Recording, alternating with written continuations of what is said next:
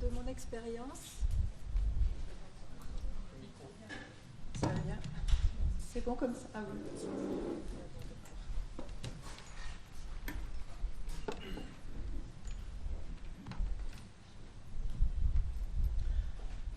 De mon expérience, j'ai remarqué qu'il y avait comme deux grandes façons, entre guillemets, de fonctionner.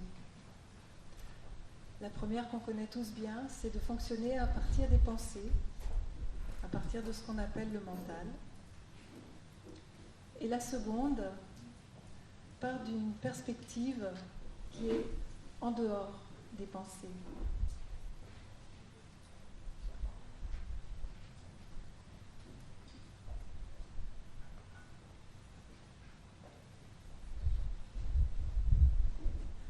Au sein de la perspective des pensées, on retrouve le temps, la temporalité, on retrouve tout ce qui nous apparaît comme séparé, dont l'individu, le moi, on retrouve les émotions et on retrouve les états d'âme de l'individu. Dans la perspective non mentale, il y a équanimité des perceptions.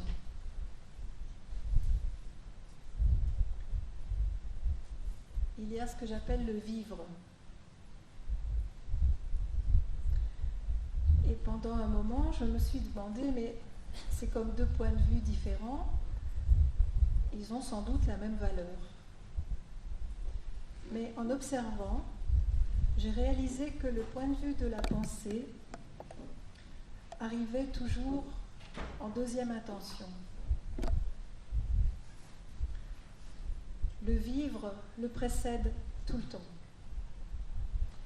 Et de plus, quand on observe de quoi est fait la pensée, on se rend compte qu'elle se sert comme d'une matière première, tout en la remaniant. Et cette matière première remaniée, c'est du vivre imaginé.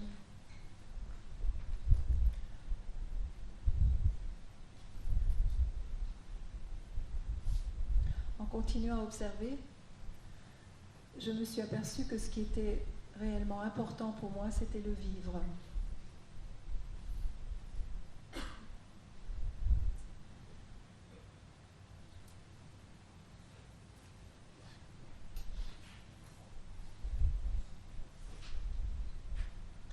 Le vivre est atemporel. En ce qui concerne le vivre, il n'y a pas le temps. Quand on évoque le passé ou le futur, en fait, ce qui est là, c'est une pensée qui parle de passé ou de futur, et cette pensée se vit immédiatement. Le vivre, c'est toujours maintenant. Il n'y a pas de vivre différé, ni de vivre arriéré.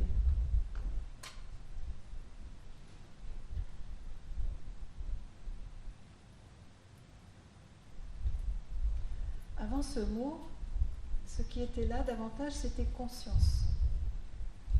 Cet arrière-plan, présence, conscience, qui est là tout le temps. Quand l'attention s'est tournée sur cet arrière-plan, présence, conscience, la manifestation était comme négligée. Il y avait besoin comme de ce temps d'ancrage sur cette présence, conscience qui est là tout le temps. Et puis l'attention est revenue à la manifestation, mais pas de la même façon qu'avant. Avant, la manifestation était comme vue à partir de la pensée, et c'était l'aspect de la manifestation qui était intéressant à ce moment-là, les formes qu'elle prend. Je me suis rendu compte que dans cette seconde phase, où cette conscience-présence s'est réintéressée, on pourrait dire, à la manifestation, c'est au vivre de la manifestation que ça s'est intéressé. Ainsi, on peut dire que toute perception est faite comme de deux composantes. Une composante aspect qui correspond à la description ou à la reproduction au sein de la pensée, et la composante vivre, qui est en fait là tout le temps,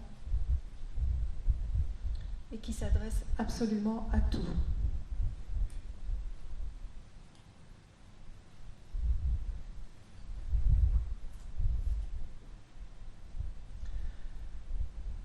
C'est en m'intéressant à ce vivre que j'ai réalisé que la dualité n'existait pas. La dualité est une vue de l'esprit, c'est une façon d'interpréter l'expérience qui se vit. Quand je parle d'expérience, ce n'est pas expérience de quelque chose, c'est l'expérience au sens large, c'est équivalent pour moi au mot vivre. Et c'est dans l'interprétation des aspects que prennent les modulations de l'expérience qu'il semble exister la dualité. Mais en réalité, c'est une interprétation et c'est quelque chose que l'on ne retrouve jamais au sein de l'expérience vivante. Ainsi, l'expérience vivante ne s'arrête jamais. On ne fait jamais l'expérience d'une interruption du vivre. On ne fait jamais l'expérience d'une rupture au sein de ce vivre.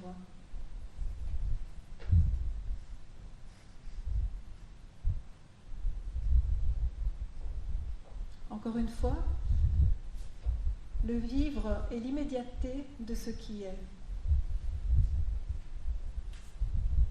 Dans l'expérience qui se vit, dans le vivre, il n'y a pas d'étiquette. Aucune forme qui se vit n'est étiquetée. Vous pouvez le vérifier tout de suite. Par exemple, vous tournez la tête, vous allez voir, dira le mental, des personnes. Remarquez qu'au moment même où il y a vision, il n'y a pas perception d'une étiquette qui dit que ce sont des personnes. Pour que le mot personne arrive, il faut l'intervention de la pensée. La pensée est en elle-même un vivre.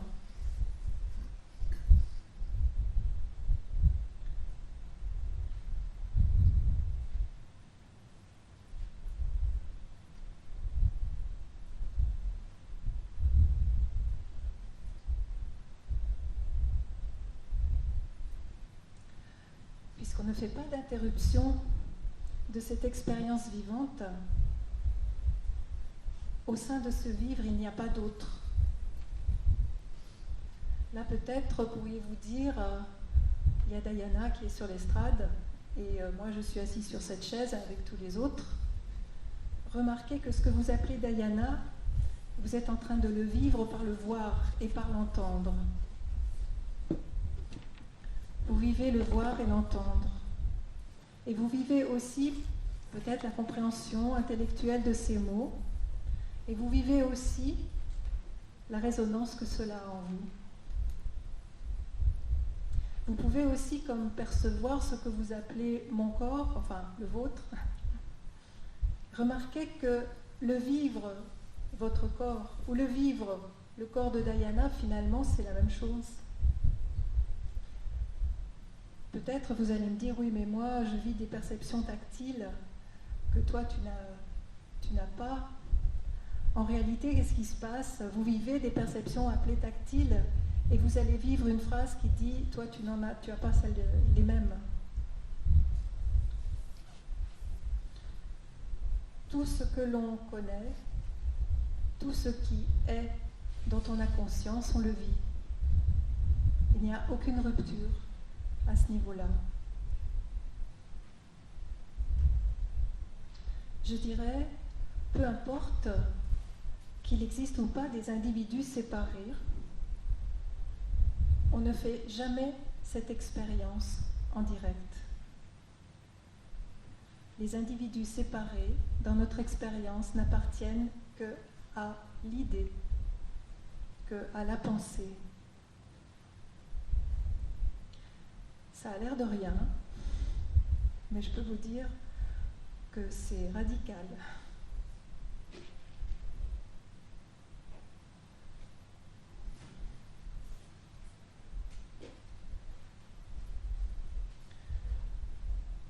étant donné que le vivre se fait toujours maintenant, et qu'on ne fait pas, et qu'on n'a jamais fait,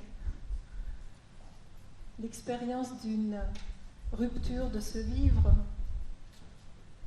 on ne fait pas un début du vivre, l'expérience d'un début de vivre et l'expérience d'une fin de vivre.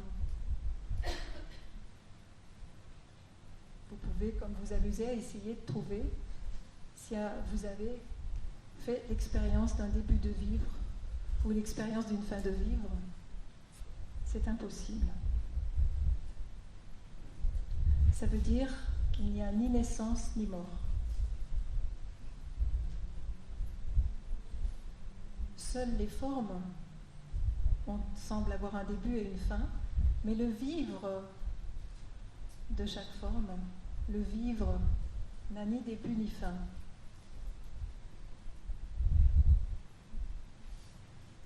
C'est ça qu'on appelle l'éternité. En réalité, à ce niveau-là, aucun mot n'est correct. Les mots ne sont que des pointeurs qui permettent de se reconnecter à ce vivre. Mais une fois se reconnecter, c'est même un mot absurde puisqu'on est toujours en connexion. Mais en tout cas, de le remarquer. Une fois cela fait, on se rend compte que c'est comme si les mots appartenaient à une autre dimension et ne sont pas adaptés. Ainsi, par exemple, quand on parle d'espace, je ne sais plus quel autre mot avait été employé ce matin, ce sont des pancartes qui sont peut-être les plus proches en matière d'évocation, mais on se rend compte que à ce niveau-là, au niveau du vivre, le mot espace en fait n'existe pas. Ça n'a pas de sens.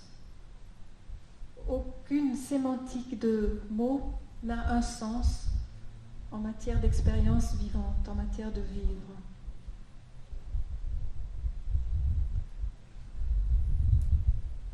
Le mot même sens n'a aucun sens en matière de vivre.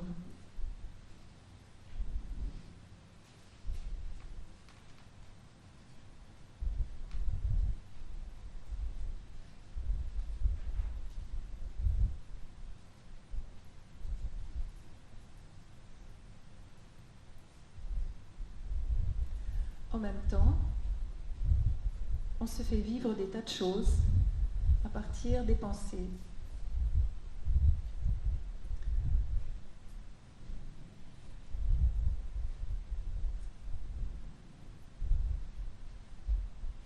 En fait, ce que j'ai remarqué, c'est que à travers la pensée, à travers les perceptions,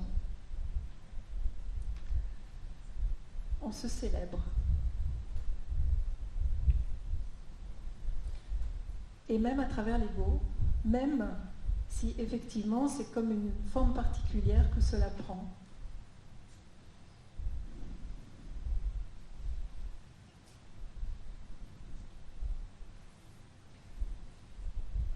Les états d'âme égotiques sont une forme particulière, un reflet particulier de ce que j'appellerais, pour l'occasion, les états d'âme de l'être. Ce qu'on est n'a pas d'état d'âme, mais a comme des couleurs sans en avoir l'air. Des fois, j'utilise l'image comme si, imaginez que l'on était un énorme diamant qui est taillé de milliards de facettes. Toutes les facettes sont du diamant, mais ce diamant tournerait sur lui-même, et en fonction de la lumière, une facette serait éclairée, et puis une autre, puis après encore une autre. Et à chaque reconnaissance que la facette éclairée est le diamant, cela procure joie, félicité, amour. Et c'est cela que j'appelle célébration. Et l'expérience vivante se module en multiples aspects. Ces multiples aspects sont comme les facettes du diamant.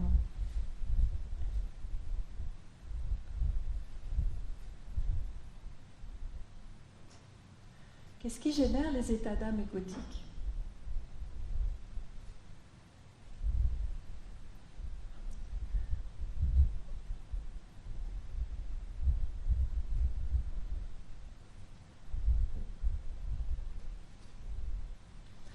C'est en observant de quoi sont faites les pensées qu'on le réalise. La façon dont est, je dirais, fabriquée une pensée, c'est tout d'abord un film. En fait, au sein de la pensée, on retrouve l'équivalent des sens. Il suffit de se rappeler comment sont faits les rêves nocturnes, qui sont de la pensée 100%, pour réaliser qu'en fait, tous les sens ont leur équivalent au sein de la pensée. Souvent, ce qui prédomine, ce sont les images.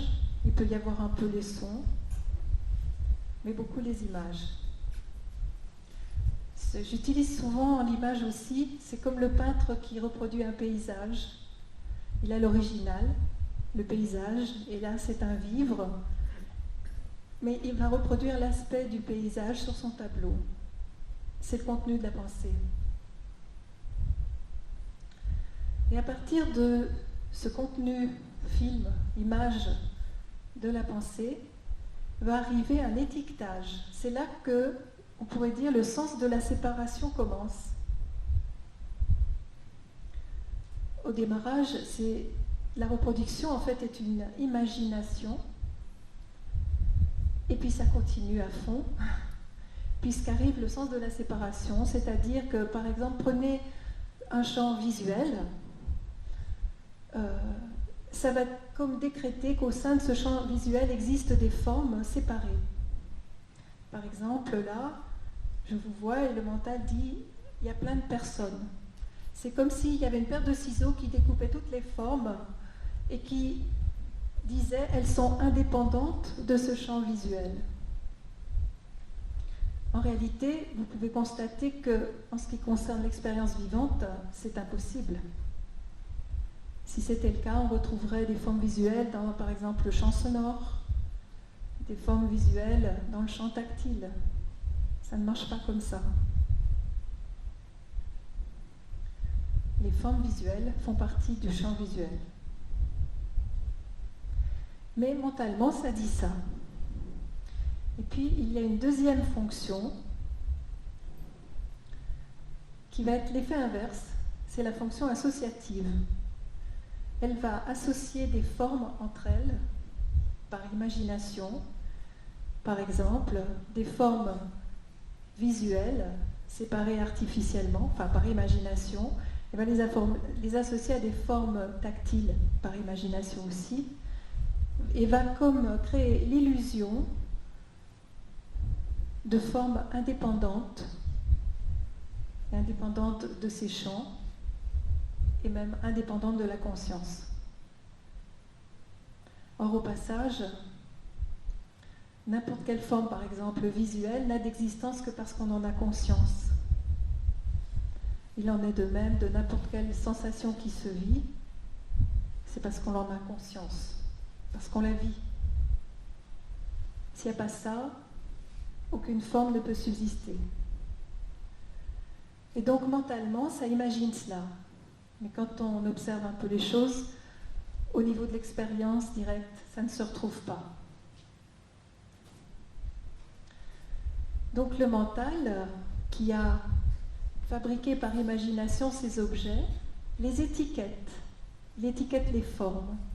Ça c'est des humains, ça c'est une chaise, ça c'est un micro, etc., etc. Jusque-là, tout va bien. Le stade suivant va être de valoriser ces formes. Il va y avoir des formes préférées, des formes aimées et d'autres pas. Des formes qui sont belles, d'autres qui sont moins belles, qui sont laides, etc., etc. La dualité est là. Quelle est la conséquence de cela?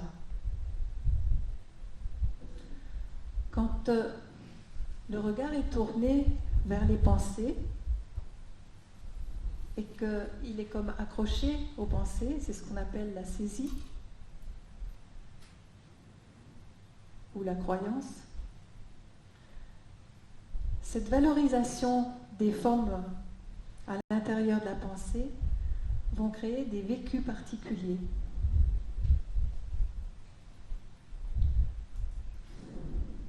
Et en réalité, c'est ça qui est important. Toutes les histoires qu'on se raconte n'ont d'importance que parce qu'elles génèrent un vécu. S'il n'y avait pas ce vécu, l'histoire n'existerait même pas. Et ces vécus-là, en fait, ils sont aimés. Alors bien sûr qu'à travers l'écho psychologique, on se fait vivre les paires d'opposés, on se fait vivre les états positifs et ce qu'on appelle des états positifs et des états négatifs. Bien sûr que par la pensée, on aime les états positifs et pas les états négatifs, mais tout ceci n'arrête pas de générer des sortes de vécus. Et à travers ces expériences des états, on se fait vivre des sortes de valeurs. Et quand quelque chose commence à voir clair à travers ces états, on se rend compte qu'il y a un arrière-plan à ces états qui les englobe, autant le positif que le négatif. Et c'est là qu'on réalise que ce qui les englobe, c'est une des facettes de l'être. Une des facettes du diamant dont je parlais.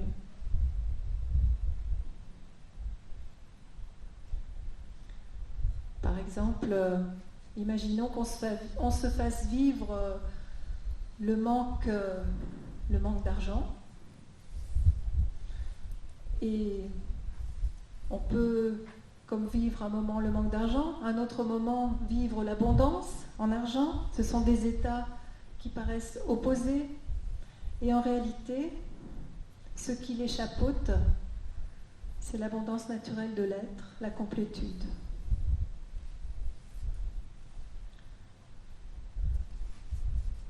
On peut se faire vivre des états de joie, de non-joie, et ce qui chapeaute ça, c'est la joie d'être.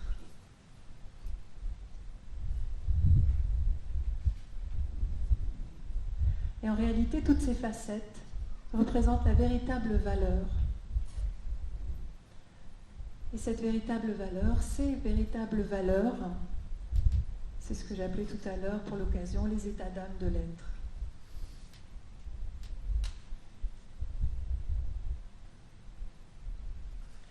Alors parfois, quand on est aux prises avec l'ego, on voudrait s'en sortir, on voudrait trouver des solutions. Et puis, il y en a qui semblent se présenter, mais on n'y arrive pas. Et en fait, ça fait partie du jeu.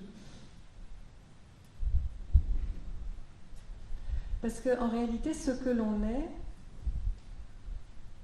n'est pas leurré par quoi que ce soit.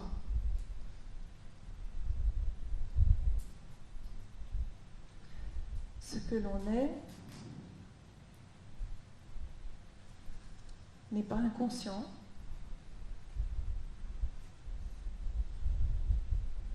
n'est pas ignorant, même si parfois on a l'impression de l'être.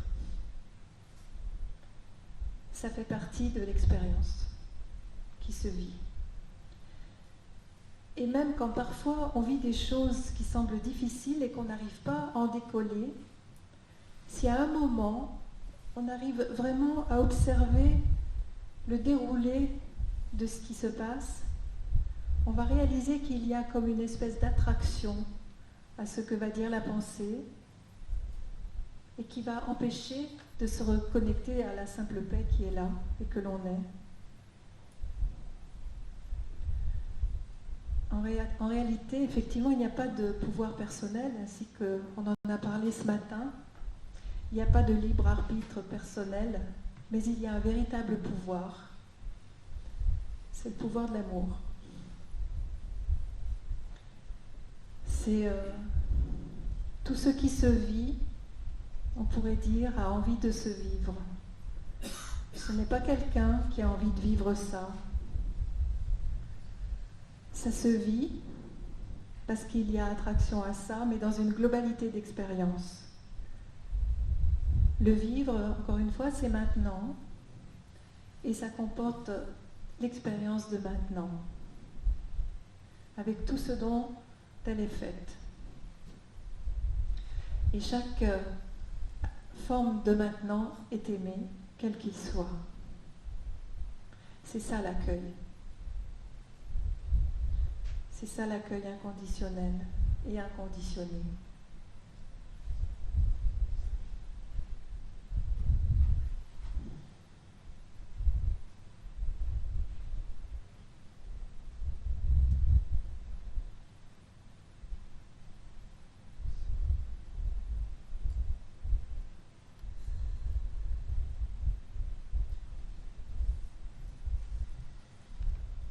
Le parcours, pour se rappeler qui on est et ce que l'on est, me paraît aussi être une couleur d'expérience.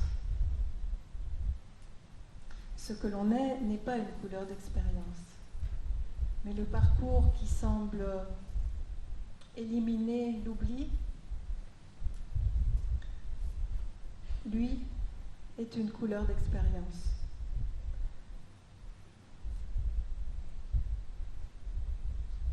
Quand une couleur d'expérience est là, elle établit ses propres limites pour se vivre en totalité au mieux.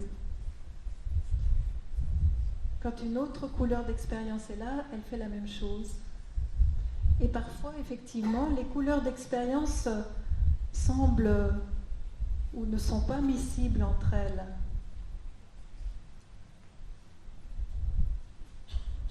C'est comme la mise en scène d'une pièce de théâtre. On ne peut pas jouer deux pièces en même temps. Et ce que parfois il semble être de la réactivité est simplement une affirmation de ses limites. Mais c'est un jeu.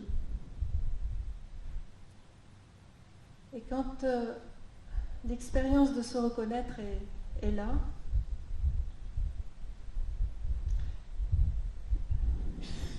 ce que je ressens, c'est comme si c'était une espèce de globalité des facettes. C'est-à-dire, c'est un peu comme si l'ensemble des facettes se vivait au lieu d'une à la fois, pour se reconnaître dans sa totalité, pour se savoir être cela. C'est pas une reconnaissance. C'est pas une reconnaissance mentale, c'est sûr. C'est plutôt pour se savoir être cela. Et à partir de cela, c'est là qu'on trouve qu'il n'y a aucun manque, donc aucun besoin, qu'il y a une plénitude qui est toujours là. Toute célébration est toujours présente, mais il ne s'agit plus d'un besoin. Elle ne vient pas nourrir quoi que ce soit. C'est juste une fête comme ça, pour le fun.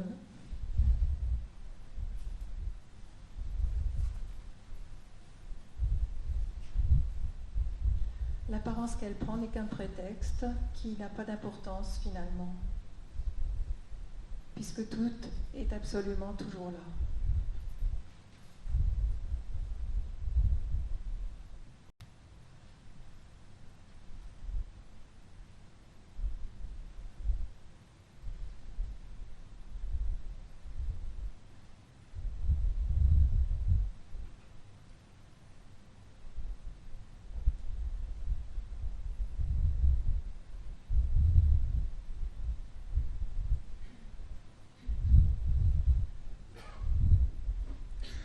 Quand cette expérience de se reconnaître est là, c'est là qu'il y a comme une espèce de rééducation, je dirais, celle de déplacer le regard du contenu mental, du contenu des pensées, sur le direct.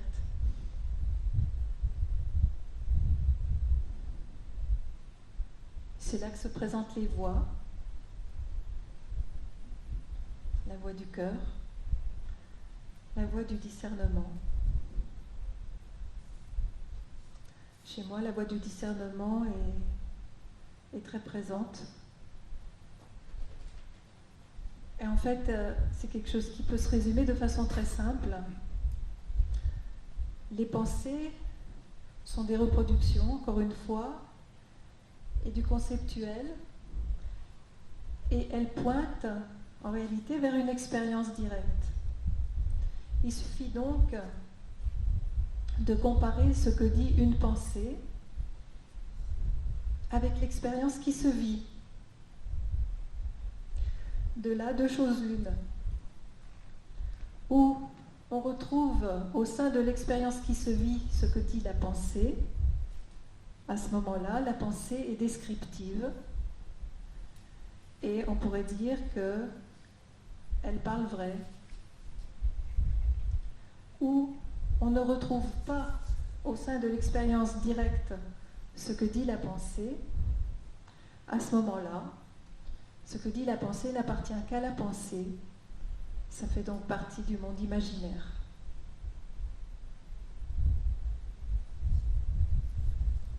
On peut absolument tout passer, ce qui se dit, par ce crible-là. Ça fait le neti-neti des Indiens. Pas ceci, pas cela. On fait tomber toutes les vestes, tous les vêtements, toutes les histoires, toutes les énergies factices, tout ce qui n'existe pas vraiment, et ce qui reste, c'est soi.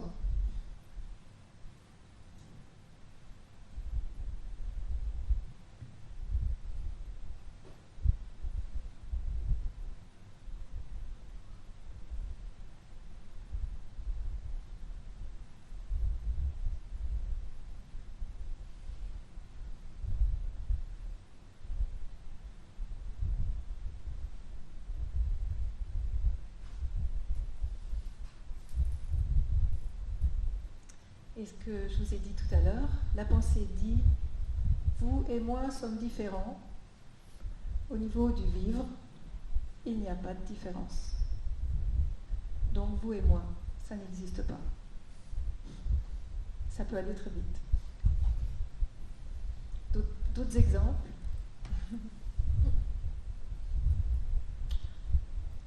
Je suis dans le corps. Ce que je suis habite le corps. Au sein de l'expérience directe, ça ne marche pas comme ça. L'expérience directe perçoit le corps, ce qui est appelé le corps. Ça perçoit quoi? Des sensations. Et ça perçoit des images mentales qui semblent comme se mélanger aux sensations. C'est ça qui est appelé le corps.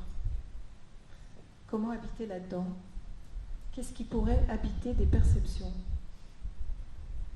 Les perceptions elles-mêmes, ça se vit, mais ça n'a pas de volume. C'est pas une boîte à l'intérieur de laquelle pourrait être autre chose. Si ce que dit le mental était vrai, ça voudrait dire que le corps pourrait percevoir ce qui habite en lui. Comment une perception pourrait-elle percevoir une autre perception? C'est absolument impossible.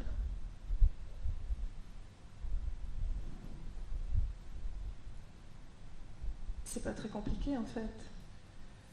Il y a, on peut dire, le sujet qui perçoit et les perceptions qui sont perçues, mais en réalité, au moment même de la perception, même cette différence n'existe pas dans le vivre.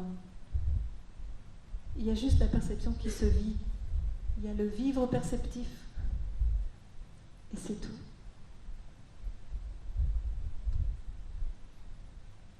Et ce qui est extraordinaire, c'est qu'il y a comme un immense paradoxe.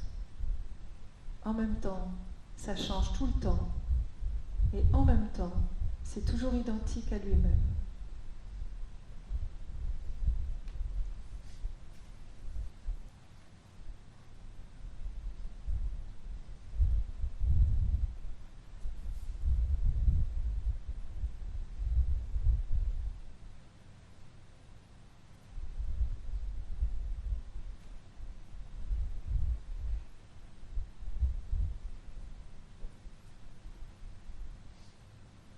Et s'intéressant à cela,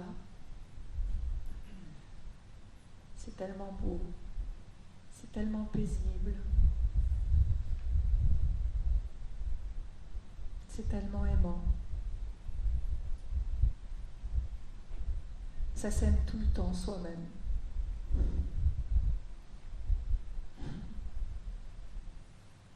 Il n'y a pas plus narcissique que le soi.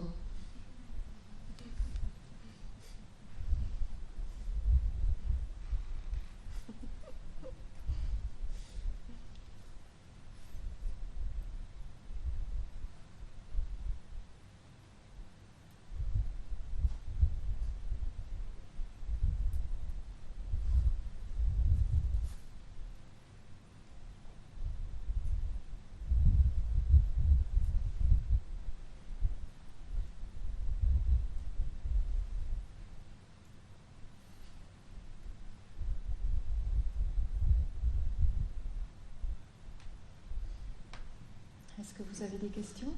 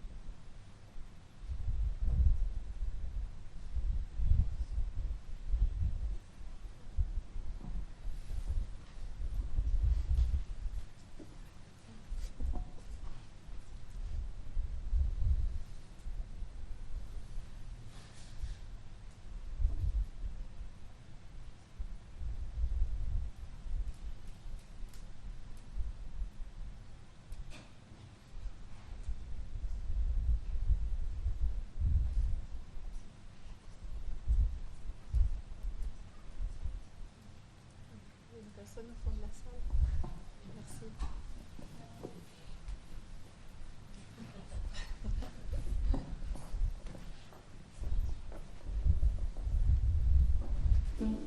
En fait, j'ai une question sur un vécu récent. Qui en fait, je suis allée voir ma mère, que je n'avais pas vue depuis longtemps. Et entre ma mère et moi, il y a vraiment. Enfin, moi, je vois la séparation. Dans le sens que tout ce qu'elle est, c'est quelque part un peu ce que moi je suis aussi, j'ai l'impression. Et en fait, il y a des choses que j'ai pas envie de voir, en fait. Ça me met face à moi-même.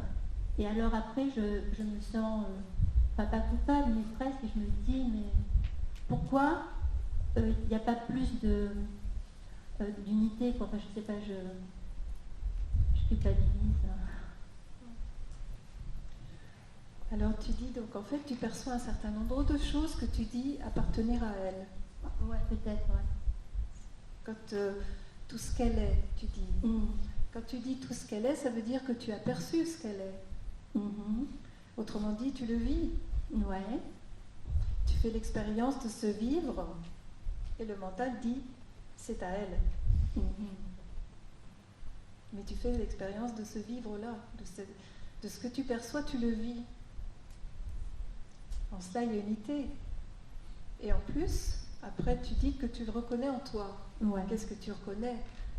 Peut-être une impression intérieure, un sentiment qui reconnaît cela aussi comme étant toi-même. C'est aussi perçu. Ok, mais est-ce que c'est quoi en fait ? Parce que ma question est donc ce rapport avec la mère et l'enfant, c'est supposé être important. Bon, moi en même temps, j'ai pas été vraiment élevée avec ma mère. Donc quand je la vois, je la regarde et c'est intéressant. Enfin, tout est intéressant. Mais après, j'ai des émotions j'ai des émotions, je suis un petit peu agacée, je suis certainement en colère aussi. Et ce qui est terrible, c'est que ce pattern, en fait, cette manière d'être, je me rends compte que parfois je le projette ailleurs. C'est-à-dire que je projette mon énervement et ma colère ailleurs, sur une autre personne, et il n'y a aucune raison pour cela, mais quelque part j'ai l'impression que ça vient de ça. Tu vois ? Et voilà, donc c'était juste... En fait, est-ce que tu peux voir que bon, il y a le démarrage avec ta mère. Oui. Si tu fais absolument pas référence à ce que dit le mental, au moment où tu es face à elle, c'est pas écrit ma mère sur sa tête. Tu vis un certain nombre de choses que le mental va ensuite étiqueter et approprier à l'intérieur de la pensée comme étant à elle. Mais dans ton expérience vivante, tu ne fais pas l'expérience de quelqu'un qui vivrait quelque chose et toi qui vivrais autre chose. Tu fais l'expérience de vivre ces perceptions-là.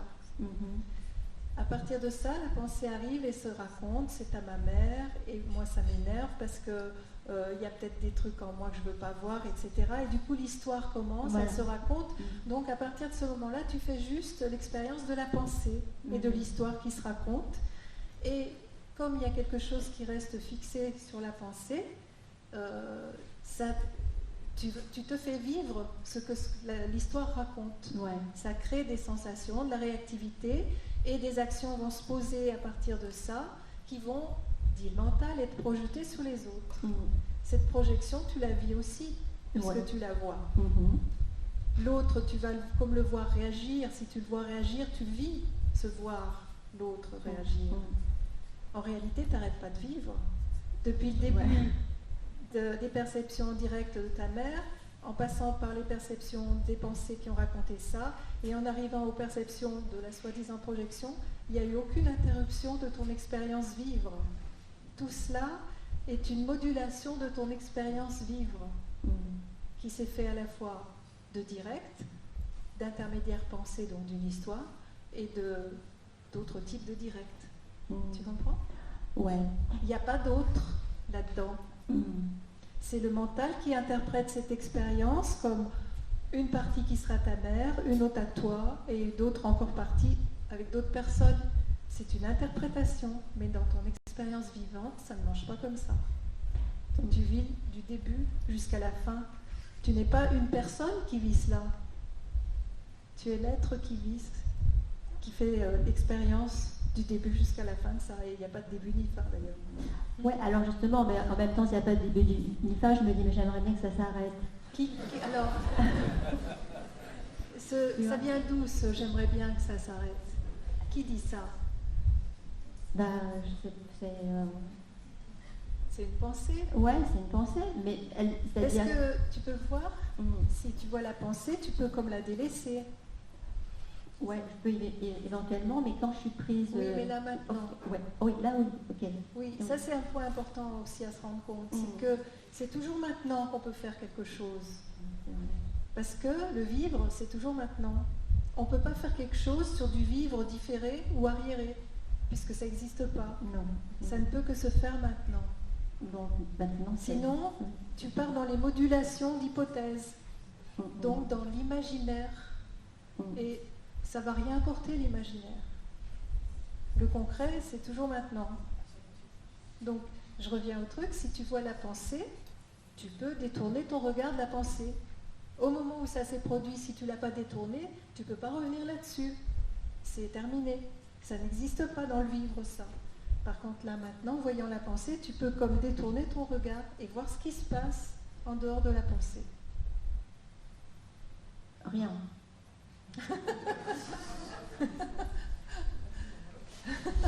Ben oui, peut-être. Tout le film s'en va, là.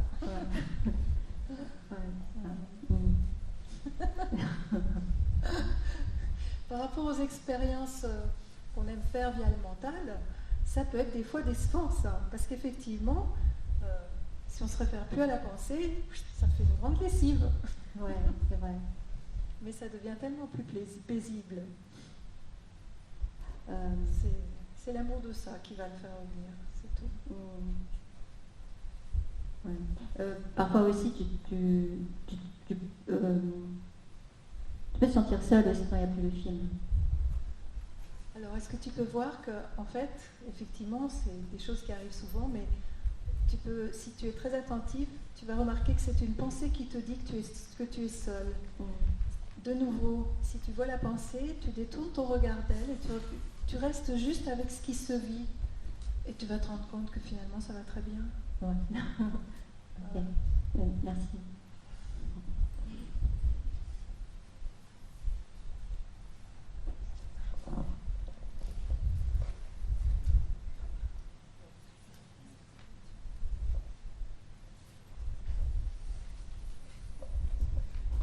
Ok.